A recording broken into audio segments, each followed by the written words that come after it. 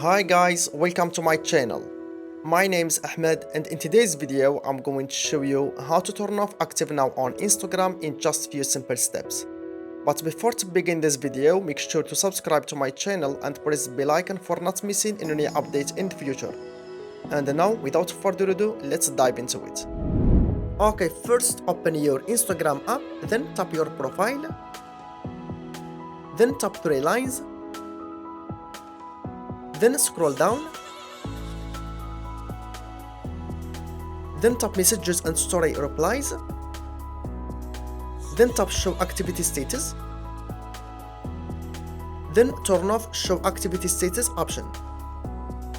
But keep in mind, after turning off show activity status option, you won't be able to see the activity status of other accounts, okay? Okay guys, hope you find this tutorial useful and helpful, and if you do, then please like, share and subscribe for more tutorials. Thank you so much for watching. See you in next video. Bye.